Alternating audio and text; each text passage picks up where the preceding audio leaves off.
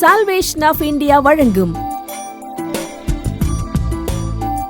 ஜீவ வார்த்தை தேவ செய்தி. Pastor K. Moses Mariappan, Madurai. தேவனுடைய வார்த்தைக்கு நேராக நான் கடந்து போக வாஞ்சிக்கிறேன். ஆனாலும் ஒரு சிறிய அறிவிப்பு அவசியமாக இருக்கிறபடினால் நான் சொல்லி செல்கிறேன்.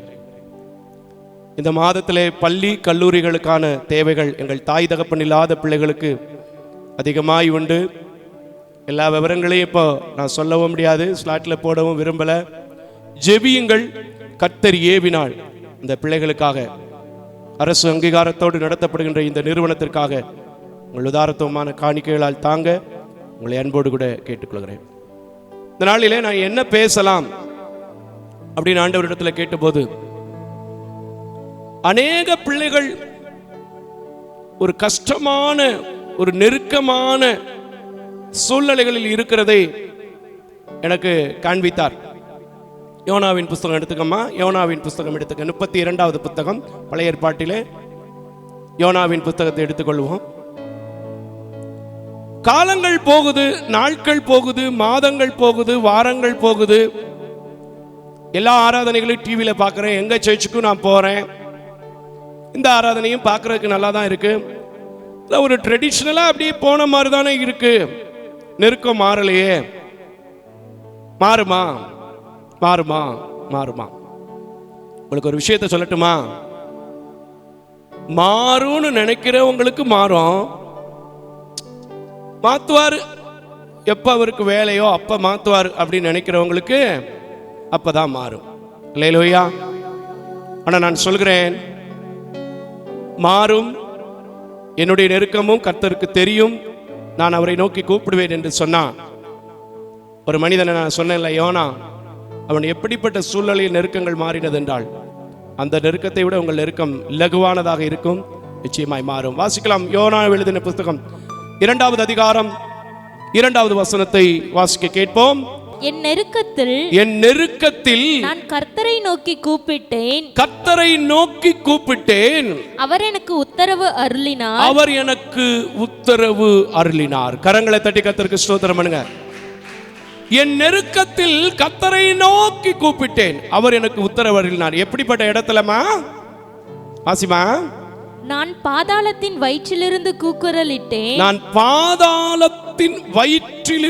கூக்குரலிட்டேன். நீர் என் சத்தத்தை கேட்டீர். சமுத்திரத்தில் நடுமயமாகிய ஆழத்திலே நீர் என்னை தள்ளிவிட்டீர். நீரோட்டம் என்னை சூழ்ந்து கொண்டது. அவருடைய நிலைமையை சொல்றாரு. ஆனா நமக்கு அதை விட சாதாரணமான நிலைமை தான். ஆனா நம்ம என்ன சொல்றோம்? என் நெருக்கம் மாறுமா, என் பிரச்சனை மாறுமா, என் போராட்டம் தீருமா? நான் சொல்றேங்க, பாதாளத்தில் மீனின் வயிற்றுக்குள்ள இருந்தவருடைய பிரச்சனை மாறினதென்றால், இந்த சபையில உட்கார்ந்துருக்கிற நீங்க இந்த மோசஸ் மாரியப்பனுக்கெல்லாம் மாறுறதுனால தானுங்க எங்கிட்டாவது ஒரு பக்கம் காசு வந்து அப்படிதான் சொல்லணும்.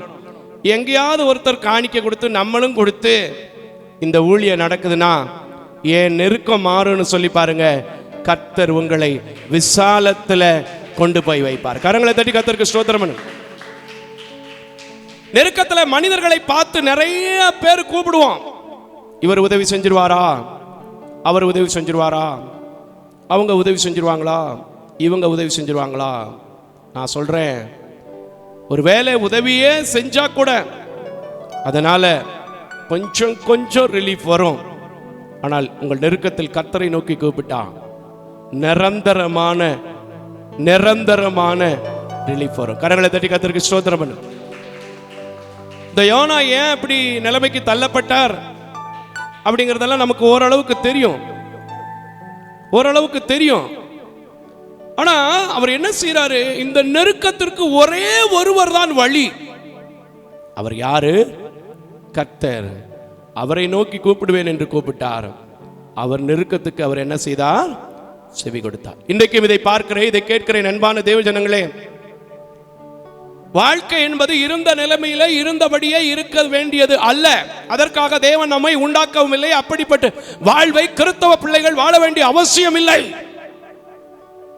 அவர் என்ன சொல்லி இருக்கிறாரு? பிரியமானவனே, உன் ஆத்துமா வாழ்வதை போல எல்லாவற்றிலும் வாழ்ந்து சொல்லுங்க சுகமா இரு. அதுக்கு நீங்க என்ன செய்யணும் தெரியுமா? இந்த பிரியமானவனா நீங்க அவருக்கு இருந்து எல்லா நெருக்கங்கள் வரும்போதும் முதலாவது யாரைத்தான் நோக்கி கூப்பிடணும்? கர்த்தரை நோக்கி கூப்பிடணும். அவருடைய நெருக்கம் சாதாரணதா அப்படின்னு நான் படிக்கும்போது கொஞ்சம் அதே அதிகாரத்துல 5வது வசனத்திலிருந்து நான் பார்த்தேன். ரொம்ப அழகா இருந்துச்சு. கொஞ்சம் வாசிமா. தண்ணீர்கள் பிராண பரியந்தம் சாகர வரைக்கும் என்னை நெருக்கினது. தண்ணீர் சாகர நிலைமையில அவன் இருக்கான். ஏன்னா அவன் இருக்கிறதே எங்கதான் இருக்கிறாரு? கடலுக்குள்ள, அதுவும் மீன் வயிற்றுக்குள்ள. நீங்க அப்படியா இருக்கிறீங்க? நல்ல வீட்டுக்குள்ள இருக்கிறீங்க. என்னைக்கு மாறப்போகுதுன்னு கேட்குறீங்க, அதனால மாற மாட்டேங்குது. இன்னைக்கு சொல்லுங்க, மாறும்னு நான் விசுவாசிக்கிறேன். அவனுடைய நெருக்கம் மாறுச்சு, இவருடைய நெருக்கம் மாறுது, சில பேருடைய நெருக்கம் மாறுது, என்னுடைய நெருக்கம் மாறும்னு சொல்லுங்க. கர்த்தர் மாற்றுகிற தேவனா இருக்கிறார். கரங்களை தட்டி கர்த்தருக்கு ஸ்தோத்திரம். வாசிமா. தண்ணீர் என்னை பிராணபன்னம் சூழ்ந்து கொண்டது, ஆழி என்னை சூழ்ந்தது, கடற்பாசி என் தலையை சுற்றி கொண்டது. சொல்ற பாருங்க, கடல் பாசி. ஏன்னா மீன் வயிற்றுக்குள்ள என்ன இருக்கும் சொல்லுங்க? கடலுக்குள்ள பொதுவா என்ன இருக்கும்? கடல் பாசி இருக்கும். அது அவன் தலையை என்ன செஞ்சிருச்சு? சூழ்ந்து கொண்டுருச்சு. அந்த கடல் பாசியில என்ன இருக்கும் தெரியுமா? பாசம் இருக்கும். பாசம் பிடிச்சு போய் கிடக்குமா இல்லையாப்பா? அதைத்தான் இன்னைக்கு நம்மளால சிகர் தாண்டான்னு குடிச்சுக்கிட்டு இருக்கேன். ஜீவா, சிகர் தாண்டால என்ன போடுவாங்க? கடல் பாசி. அதுல என்ன இருக்கும் தெரியுமா? உண்மையா? சரி போகட்டும். அப்புறம் சரி வாசிச்சிருப்பா. பர்வதங்களின் அடிவாரங்கள் பரியந்தமும். அவன் எங்க இருக்கிறான்? பூமிக்கு அடியில, பர்வதங்களின் பரிவாரங்களின் அடியில இருக்கிறான். பூமியின் தாழ்பால்கள் என்றென்றைக்கும் என்னை அவனுக்கு திறக்க முடியாத அளவுக்கு எல்லா பக்கமுமே பூமியில தாப்பா போட்டு வச்ச மாதிரி இருக்கு. ஒண்ணு மீன் வயிற்றுக்குள்ள இருக்கிறான். மீன் எங்க இருக்கு? கடலுக்குள்ள கிடக்கு. அப்ப அவன் என்ன செய்ய முடியாது? வானத்துக்கு, பூமிக்கு வெளியில என்ன செய்ய முடியாது? வரவே முடியாது. ஆனா அந்த நிலைமையில அவன் சொன்னான், என் நெருக்கத்துல நான் கர்த்தரை நோக்கி கூப்பிட்டேன்னு சொன்னா, கர்த்தர் அவன் நெருக்கத்தை மாற்றுகிறார். பாருங்க, இன்னும் தொடர்ந்து வாசிமா. ஆனாலும் என் தேவனாகிய கர்த்தாவே, நீர் என் பிராணனை அழிவுக்கு தப்புவித்தீர். ஆமென். கரங்களை தட்டி கர்த்தருக்கு ஸ்தோத்திரம் பண்ணுங்க. நீர் என் பிராணனை அழிவுக்கு தப்புவித்தீர். மனுஷர்களை பார்த்து, நான் தான்ப்பா இந்த தப்பு செஞ்சேன், நீங்க ஏதாவது பண்ணி என்னைய காப்பாத்துங்க அப்படின்னு சொல்லி இருந்தான்னா நிச்சயமா காப்பாத்திருக்க முடியாது. அதுக்கு ஒரு அடையாளம் வேணும்னா, நான் அதே முதல் அதிகாரம் 12வது வசனத்துல இருந்து லேசா வாசிச்சுட்டு திருப்பி இங்க வாமா 12வது வசனத்தை வாசிங்க. ஏன்னா நம்ம சில நேரத்தில் அந்த மாதிரி காரியம் தானே செய்யறோம். மனுஷனால காப்பாத்திர முடியுமா இந்த பிரச்சனையில இருந்து அப்படின்னு போய் ஆயி எல்லாம் செஞ்சு அப்புறம் தான் இங்க என்ன செய்யறோம்? வாரம். சரி, 12வது வசனத்தை வாசிங்க. என்ன வசனத்தை? நீங்கள் என்னை எடுத்து சமுத்திரத்திலே போட்டு விடுங்கள், அப்பொழுது சமுத்திரம் உங்களுக்கு அமர்ந்திருக்கும். என் நிமித்தம் இந்த பெரிய கொந்தளிப்பு வந்தது என்பதை நான் அறிவேன் என்றான். அந்த மனுஷர் கரை சேரும்படி வேகமாய் தள்ளி, வேணா இவனை எப்படியாவது இந்த நடுக்கடல்ல போடுறதை விட, அப்படித்தானப்பா, ஓரத்துலயாவது கொண்டு போய் போடுவோன்னு சொல்லி வேகமா அப்படியே படக போடுறான். ஆனா அங்க என்ன ஆச்சு தெரியுமா? படகு ஒரு பொட்டு நகலல. வாசிமா. ஆனாலும் சமுத்திரம் வெகு மும்முரமாய் கொந்தளித்துக் கொண்டே இருந்தபடியினால் அவர்களால் கூடாமல் போயிற்று. ஆமென், ஆமென், ஆமென். கரங்களை தட்டி கர்த்தருக்கு ஸ்தோத்திரம் பண்ணு. மனித முயற்சி, மனிதனிடத்தில் கூப்பிட்டால், மனிதனிடத்தில் தயவு கேட்டால் நிச்சயமா உங்களுக்கு பதில் கிடைக்காது. ஆனா எந்த நெருக்கத்திலும் என்னை நடத்தக்கூடியவர் அவர் என்று முதலாவது நீங்கள் ஒப்பு கொடுத்தா, உங்களை சுத்தி தாப்பா போட்ட மாதிரி இருக்கலாம், உங்களை சுத்தி நெருக்கி இருக்கிற மாதிரி இருக்கலாம், உங்களை சுத்தி எந்த வழியுமே பிறக்காத மாதிரி இருக்கலாம். ஆனால் கர்த்தர் உங்களோட இருந்து எங்க கொண்டு போய் உங்களை சேர்க்கணுமோ அங்கே கொண்டு வந்து அழகா உங்களை சேர்த்துருவார். 14வது வசனத்தை வாசிமா. 14. அப்பொழுது அவர்கள் கர்த்தரை நோக்கி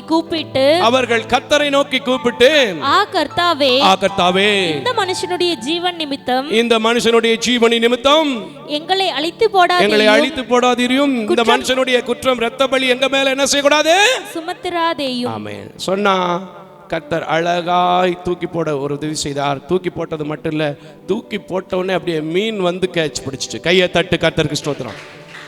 இவங்க நினைச்சாங்க அதுக்கு முன்னாடி இந்த பையன் உண்மையை ஒத்துக்கிட்டான், இந்த மனுஷன் கொஞ்சம் நல்ல மனுஷனா இருக்கிறான், இவங்க கடவுளும் வானத்தையும் பூமியும் படைத்திருக்கிற கடவுளா இருக்கிறாரு. ஆனால் நம்ம என்ன செய்வோம், தண்டை விழிச்சு கொஞ்சமாவது ஓரத்தில் கொண்டு போய் போடுவோம், எப்படியாவது நீச்சல் அடிச்சு பொழைச்சுக்கிறட்டும், வழி இல்லை. ஆனால் கர்த்தரை நோக்கி கூப்பிட்டான். கர்த்தர் அழகாய் மீனுக்கு கட்டளையிட்டார். அந்த மீன் அவனை என்ன செஞ்சிச்சு, முழுங்கிருச்சு. முழுங்கினதுல தான் இவர் உள்ள உட்காந்துக்கிட்டு சொல்றாரு, என்ன சொல்றாரு, நெருக்கத்தில் கர்த்தரை நோக்கி நான் கூப்பிட்டேன், கர்த்தர் என் சத்தத்தை கேட்டருளினார்.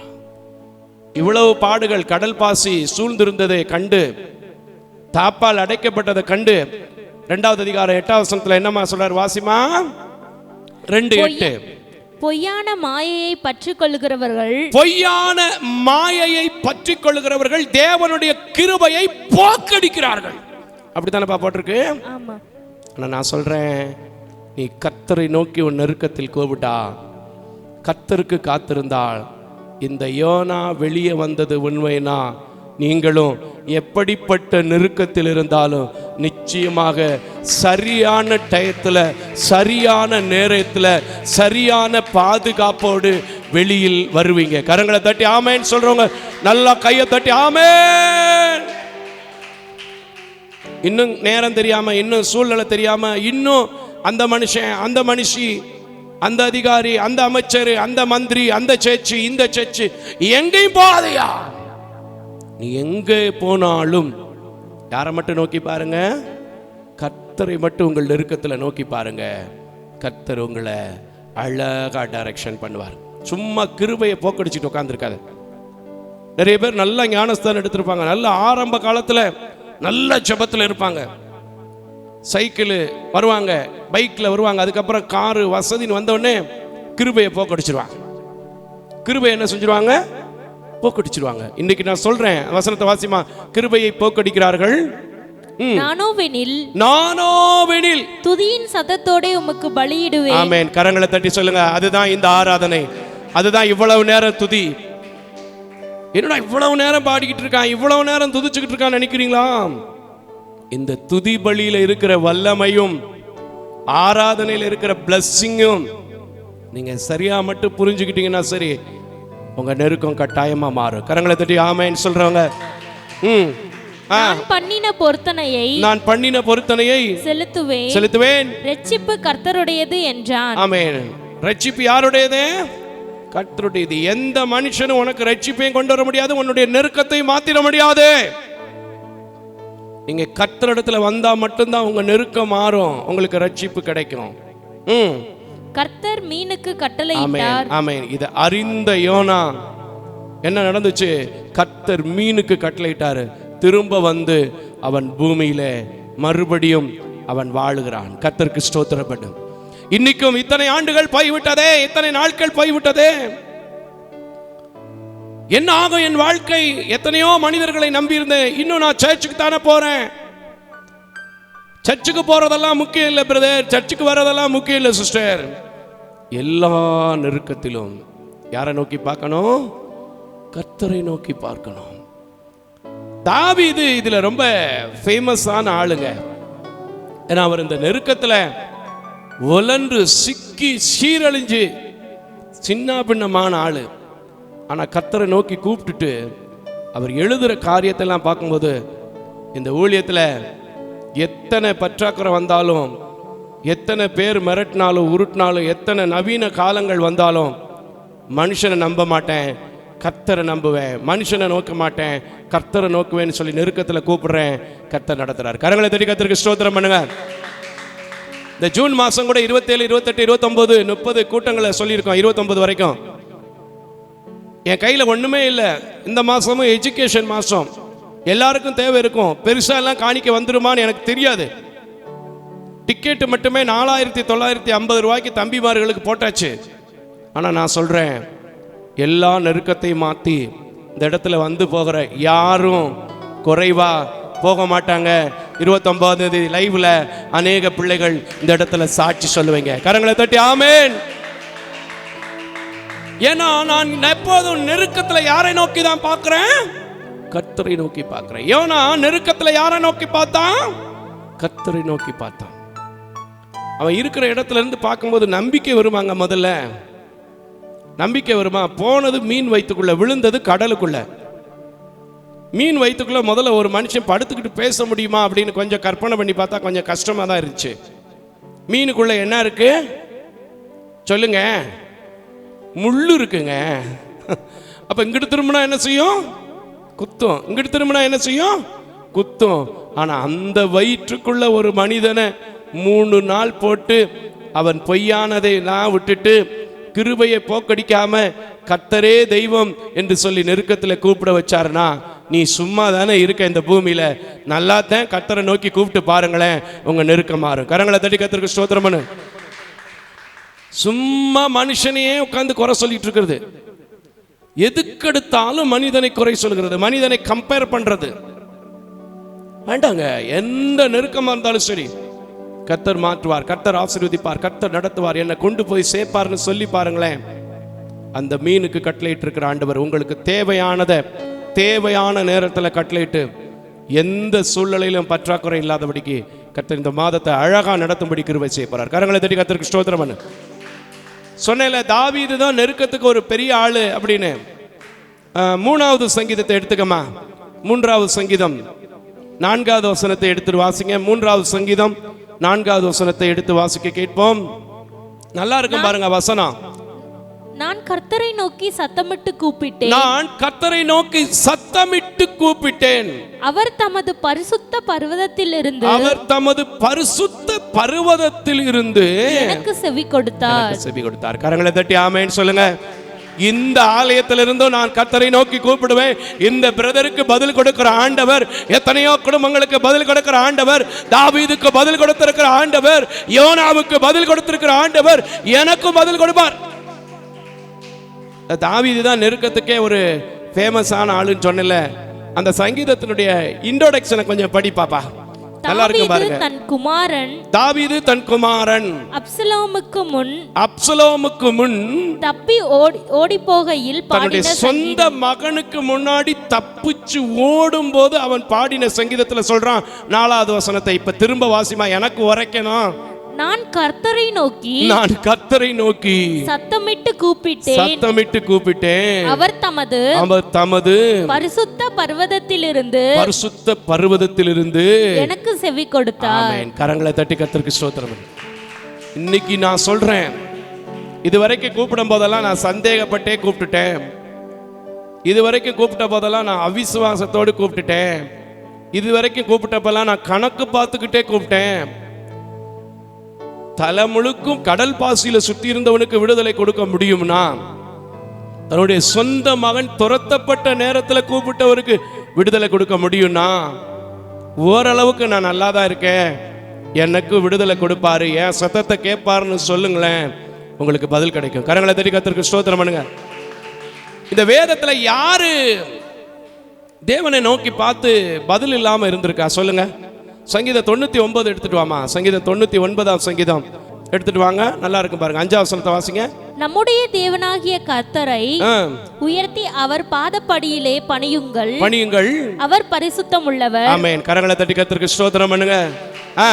அவருடைய ஆசாரியர்களில் 6வது வசனம் ரொம்ப தெளிவா பேசுது பாருங்க. அவருடைய ஆசாரியர்களில் மோசேயும் ஆரோனும் அவர் நாமத்தை பற்றி அவர் நாமத்தை பற்றி கூப்பிடுகிற வேளையிலே சாமுவேலும் கர்த்தரை நோக்கி கூப்பிட்டார்கள். அவர் அவர்களுக்கு மறு உத்தரவு அருளினார். அப்ப தாவீதுக்கு சாமுவேலுக்கு இன்னொருத்தர் யாரு? மோசேக்கு, யோனாவுக்கு, இன்னைக்கு வரைக்கும் இந்த மோசஸ் மாரியப்பனுக்கு சில நேரம் உங்களுக்கு பதில் கொடுத்த ஆண்டவர் பதில் கொடுக்க மாட்டாரா? நல்ல கையை தட்டி பதில் கொடுப்பாருன்னு சொல்றவங்க மட்டும் என் நெருக்கத்துல இனிமே மனுஷனுக்கிட்ட முதல்ல வைக்கிறத விட கர்த்தரிடத்துல வைப்பேன்னு சொல்லுங்க. 3 நாள் மீன் வயிற்றுக்குள்ள வைத்திருந்து பராமரித்த கர்த்தர் இது வரைக்கும் என்னை பராமரித்திருக்கிறார். எனக்கு தேவையானதை அவர் கட்டளையிடுவார். கரங்களை தட்டி ஆமென். ஐயா நான் சொல்றேங்க, அவரை நம்பி இருக்கிற, அவரை நோக்கி பார்க்கிற, அவரை கூப்பிடுற யாருக்குமே அவர் பதில் கொடுக்காமல் இருந்ததே கிடையாது. எத்தனை சம்பவம் வேதத்துல சொல்ல முடியும்? உங்களுக்கெல்லாம் தெரியும்ல, எசேக்கியா ராஜா கர்த்தரை நோக்கி என்ன செஞ்சான்? கூப்பிட்டான். அவன் வியாதி என்ன செஞ்சுச்சு? மாறுச்சு. இங்க தெளிவா போட்டிருக்கிற ஆசாரியர்களில் மோசேயும் தாவீதும் சாமுவேலும் யோபுவும் இன்னும் நிறைய இடத்துல நிறைய காரியம் போட்டிருக்கு, படிச்சு பாருங்க. அவர்கள் சத்தத்துக்கு பதில் கிடைத்தது என்றால் இன்னைக்கு நீ எப்படிப்பட்ட நெருக்கம் பிரதருக்கு தெரியாம பேசுறாரு, பாஸ்டருக்கு தெரியாம பேசுறாரு சொல்றதை விட இல்லைங்க, என் நெருக்கம் மாறும், என் இடுக்கம் மாறும், என்னை விசாலத்துல வைக்க அவரால் முடியும்னு சொல்லி பாருங்களேன், அவர் நிச்சயமா வைப்பார். தாவீது இன்னும் சங்கீதம் 107 என்ன சொல்றாரு அவருடைய நெருக்கத்தை குறிச்சுன்னு பார்த்துருவோமே. நல்லா இருக்கும். வசனம் அப்படி தோண்ட தோண்ட வந்துகிட்டே இருக்குங்க. வசனம் அப்படி தோண்ட தோண்ட வந்துகிட்டே இருக்கு. அல்லேலூயா. வாசிமா 107:13 வாசிங்க. தங்கள் ஆபத்திலே கர்த்தரை நோக்கி கூப்பிட்டார்கள்.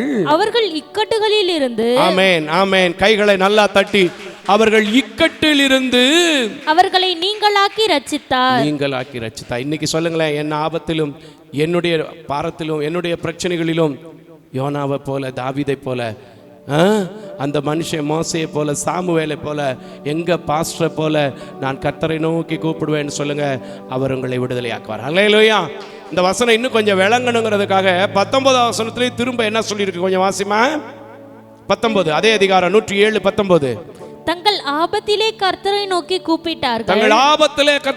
கூப்பிட்டார்கள். அவர்கள் இக்கட்டுகளுக்கு அவர்களை நீங்களாக்கி ரட்சிக்கிறார். ஆமென். இன்னைக்கு நான் சொல்றேன், வந்திருக்கிற இங்க யாரும் எந்த இக்கட்டு எந்த நெருக்கத்தில் வந்திருக்கிறீங்கன்னு எனக்கு தெரியல. ஆனால் அன்னைக்கு ஆராதனையில் நான் ஸ்டார்டிங்கில் சொன்னேன் பார்த்தீங்களா, 5000 பேருக்கு ஆசீர்வதித்த ஆண்டவர் இன்னைக்கும் ஜீவிக்கிறார். நம்புனீங்கன்னா உங்க நெருக்கம் மாறும். கரங்களை தட்டி ஆமென். கர்த்தருக்கு ஸ்தோத்திரம். இன்னும் சங்கீதம் 118:5 என்னப்பா சொல்லியிருக்கு வாசிமா. சங்கீதம் 118:5. இதை விடையெல்லாம் நீங்க பேசிடுவீங்களான்னு தெரியாது, அவ்வளவு நெருக்கங்களை சந்தித்த ஒரு மனிதன் தாவீது. அவ்வளவு நெருக்கங்களை சந்தித்த ஒரு மனிதன் தாவீது.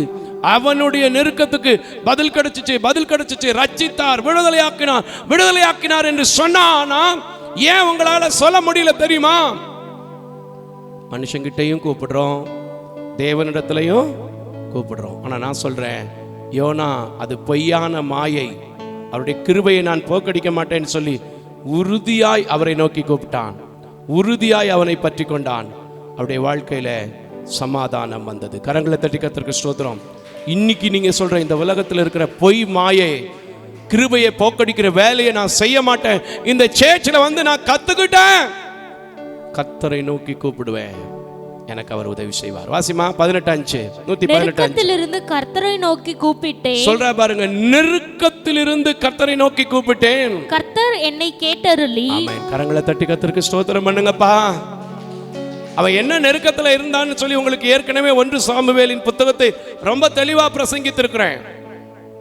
எப்படிப்பட்ட நெருக்கங்களை அவன் அனுபவித்திருக்கிறான் என்று சொல்லி நான் உங்களுக்கு ரொம்ப தெளிவா பிரசங்கிச்சிருக்கிறேன். ஆனாலும் இப்பவும் கூட வாசிமா அந்த வசனத்தை திரும்ப. நெருக்கத்திலிருந்து கர்த்தரை நோக்கி கூப்பிட்டேன், கர்த்தர் என்னை கேட்டருளி விசாலத்திலே வைத்தார். ஆமென். உங்களை விசாலத்துல வைக்க போறாரு. விசுவாசிக்கிறவங்க நல்லா கைகளை தட்டி, எனக்கு மனுஷன் ஒத்தாசை வரும், அவன் கொடுத்துருவாங்க, இவங்க கொடுத்துருவாங்கன்னு விசாலத்துக்காய் காத்திருந்து நான் ஏமாந்தது போதும். இனி நான் கர்த்தருக்கு காத்திருப்பேன், கர்த்தரை நோக்கி கூப்பிடுவேன், என்னை அவர் விசாலத்தில் வைப்பார்னு சொன்னேன்னா என்ன நடக்குது? இன்னும் ஒரு வசனம் மட்டும் வாசியா, இன்னும் ஒரு வசனம். கர்த்தர் என் பட்சத்திலே இருக்கிறார். ஆமென். கர்த்தர் உங்க பட்சத்துல தான் இருப்பாரு. இதுவரைக்கும் நடத்தினவர் இனியும் உங்களை அசைவதற்கு இடம் கொடுக்க மாட்டார். ஏன்னா மோசே அசைஞ்சு போகல, தாவீது அசைஞ்சு போகல, யோனா அசைஞ்சு போகல, சாமுவேல் அசைஞ்சு போகல. எத்தனையோ ஊழியக்காரங்க கர்த்தரை மாத்திரம் சார்ந்து இருக்கிறபடியினால், இந்த ஊழியம் கர்த்தரை மாத்திரம் சார்ந்து இருக்கிறபடியினால் அசையாமல் இருக்கிறது. நீங்கள் அசையாமல் உங்கள் அபய குரல்களை கர்த்தரை நோக்கி கூப்பிடும் போது உங்க சத்தம் கர்த்தருக்கு கேட்கறது மட்டும் இல்ல, நிச்சயமா நீங்க என்ன செய்யப்படுவீங்க? விடுதலையாக்கப்படுவீங்க. எத்தனை பேர் நெருக்க மாறணும்னு நினைக்கிறீங்களோ எல்லாம் எழும்பி நின்று அப்படியே என்னோட சேர்ந்து ஆண்டவரை நோக்கி பார்ப்போமா? எல்லாம் எழும்பி நில்லுங்க, எல்லாம் கர்த்தரை நோக்கி சொல்லுங்க, ஆண்டவரே நீங்க சொன்ன இந்த ஒரு வார்த்தை, எனக்கு காண்பிச்சு கொடுத்த ஒரு வார்த்தை நான் பற்றி பிடிச்சு, யோனாவின் நெருக்கத்தை மாற்றின கர்த்தர், மீனுக்கு கட்டளையிட்ட கர்த்தர் இன்றைக்கும் ஜீவிக்கிறபடினால் என்னை நடத்த போதுமானவர், என் குடும்பத்தை ரட்சிக்க போதுமானவர், என் குடும்பத்தின் தேவைகளை சந்திக்க போதுமானவர், என் பிள்ளைகளின் தேவையை போஷிக்க போதுமானவர், என் பிள்ளைகளின் தொழிலை ஆசீர்வதிக்க போதுமானவர், என் பிள்ளைகளின் கடனில் இருந்து விடுதலையாக்க போதுமானவர் சொல்லுங்க. கர்த்தர் உங்கள் நெருக்கத்தை எல்லாம் மாற்றுவார். இன்னும் நீங்க வாயை திறக்காம இருந்தீங்கன்னா அதுக்கு நான் பொறுப்பில்ல. எந்த ஊழியக்காரங்க ஜெபிச்சு ஒன்றும் செய்ய முடியாது. நீங்க உத்தரவாதம் பண்ணவங்களா கேளுங்க, ஆண்டவரே சாமுவேலின் நெருக்கம் போர் செய்கிற இடத்துல எல்லாம் மாறிச்சு, தாவீதின் நெருக்கம் குடும்பத்தாராலே நெருக்கப்பட்ட நேரத்தில் எல்லாம் மாறிச்சு, எரேமியாவின் நெருக்கம் சிறைச்சாலையில் இருக்கும் போது மாறிச்சு, எசேக்கியாவின் நெருக்கம் வியாதியின் வேளையிலே மாறிச்சு, யோசுவாவின் நெருக்கம் யுத்தத்தின் மத்தியிலே மாறிச்சு, யூத ராஜாவுக்கு நெருக்கம் மாறி அவருக்கு எதிராக இருந்த எல்லா ஜனங்களையும் முறியடிக்கும்படி கிருபை செய்தீர். இப்போ நான் காண்கிற நெருக்கம், நான் காண்கிற இடுக்கம் எல்லாம் இயேசுவின் நாமத்தில் விசாலமாக போகுது. என்னை நடத்த வல்லமை உள்ளவர் ஒருவர் உண்டு என்று நான் விசுவாசிக்கிறேன்.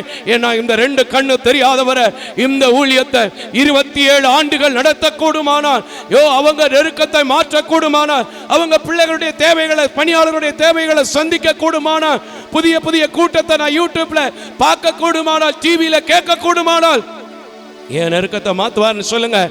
எந்த நிலையில நீங்கள் கண்ணீர் வடித்தாலும் சரி, நான் சொல்றேன், அப்போ இருந்தே சொல்றேன், இப்பவும் சொல்றேன், இனிமேல் சொல்வேன், ஆண்டவர் வெளிப்படுத்தினதை மறைக்காம சொல்றேன். 5000 பேர் அன்றைக்கு ஆசீர்வதித்தவர் இன்றைக்கும் ஜீவிக்கிறார். உங்க நெருக்கத்தை கடல் பாசியில சுற்றி கொண்டிருந்தவன், தண்ணிக்குள்ளதான் என் பிராணன் போக போகுது நினைத்தவனுக்கு, தாப்பால்கள் அடைப்பட்டிருக்குன்னு சொன்னவனுக்கு, பொய்யான மாகை என்று அறிந்து கிருபையை போக்கடிக்க மாட்டேன் என்று சொல்லி ஒப்பு கொடுத்தவனுக்கு அற்புதம் செய்த கர்த்தர் இன்னைக்கு உங்க மத்தியிலே மாறாவின் கசப்பை, இருளான வாழ்க்கையை எல்லாவற்றையும் மாற்றி ஒரே ஒரு வார்த்தையை நீங்கள் நம்பும் போது, ஒரே ஒரு வார்த்தையை கூப்பிடும் போது, ஒரே ஒரு வார்த்தையை தொடர்ந்து தியானிக்கும் போது, ஒரே ஒரு வார்த்தையை பற்றி பிடித்து நெருக்கத்தில் அவரை தேடும் போது, நீங்க வேலையில சந்திக்கிற நெருக்கம், வியாதியில சந்திக்கிற நெருக்கம், வாங்கின கடன்ல சந்திக்கிற நெருக்கம், உங்க பிள்ளைங்க வாழ்க்கையில சந்திக்கிற நெருக்கம், எல்லாவற்றிலும் இருந்து உங்களை விசாலத்தை கொடுத்து உங்களை ஆசீர்வதிப்பார். நான் மனதார உங்களுக்காய் ஜெபிக்கிறேன், நான் மனதார உங்களை ஆசீர்வதிக்கிறேன். தேவ சமாதானத்தோடு நான் ஜெபித்து முடித்த பிறகு கடந்து போங்க. தொடர்ந்து இந்த ஊழியங்களுக்காக, இந்த ஊழியத்தின் தேவைகளுக்காக, குறிப்பாய் இந்த மாதத்தில் பள்ளி கல்லூரிகளின் தேவைகளுக்காக ஜூன் மாதம் 27, 28, 29 ஆகிய தேதிகளில் நடைபெறுகின்ற கூட்டத்திற்காக ஜெபித்துக் கொள்ளுங்கள். கர்த்தர் உங்களை ஆசீர்வதிக்க இப்பொழுதும் ஜெபிக்கிறேன். ஜெபம் செய்வோம். மகா கிருபையும் இரக்கம் நிறைந்த நல்ல ஆண்டவரே, இதே பீடத்தில், இதே ஆலயத்தில் எத்தனையோ நாள் உட்கார்ந்து என் பிள்ளைகள் ஃபீஸ்க்காக, இந்த ஊழியத்தின் தேவைகளுக்காக, நல்ல எக்யூப்மெண்ட்ஸுகளுக்காக, ஆண்டவரே சொன்ன டயத்தில் சொன்ன காரியங்களை கொடுக்க வேண்டும் என்பதற்காக நான் கண்ணீர் வடித்த போதெல்லாம் அநேக ஜனங்களை எழுப்பி கொடுத்து நெருக்கங்களை மாற்றின தேவன், விசாலங்களை கொடுத்த தேவன், இன்றும் கூட இந்த வார்த்தை கேட்டு என் நெருக்கத்தை மாற்றுவார், எனக்கு விசாலத்தை கொடுப்பார், நான் அவரை மட்டும் சார்ந்து கொள்வேன் என்று தீர்மானம் எடுக்கிற ஒவ்வொரு குடும்பங்களுக்குள்ளும், ஒவ்வொரு பிள்ளைகளுக்குள்ளும் தேவ சமாதானம், தேவ கிருபை, தேவ இரக்கம் குடும்ப வாழ்விலும், பிள்ளைகளுடைய கல்வியிலும், கையிட்டு செய்கிற வேலைகளிலும் இருக்க வேண்டும் என்று உம்முடைய கரத்தில் கொடுக்க வேண்டும் என்று சொல்லி உம்முடைய கரத்தில் வைக்கிறேன். நீங்க ஆசீர்வதிங்க, நீங்க காத்துக்கொள்ளுங்க, நீங்க வழி நடத்துங்க. நாங்கள் கடந்து செல்கிறோம். கடந்து செல்லாத நேச கிருபை, அன்பு, சமாதானம், இரக்கம் இந்த ஆராதனை பார்க்கிற கலந்து கொண்ட ஒவ்வொரு பிள்ளைகளோடும் இருக்கட்டும். இயேசுவின் நாமத்தில் ஜெபிக்கிறேன் நல்ல பிதாவே.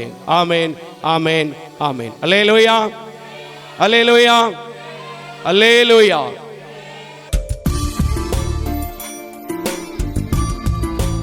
தேவ தரிசனத்தோடு செயல்படும் இவ்வூழியத்தினை உங்களது உதாரத்துவமான காணிக்கைகளால் தாங்க விரும்பினால் M Ranjith Kumar, Kebudur branch, State Bank of India, account number 3386424648, IFSC code SBIN 00155569.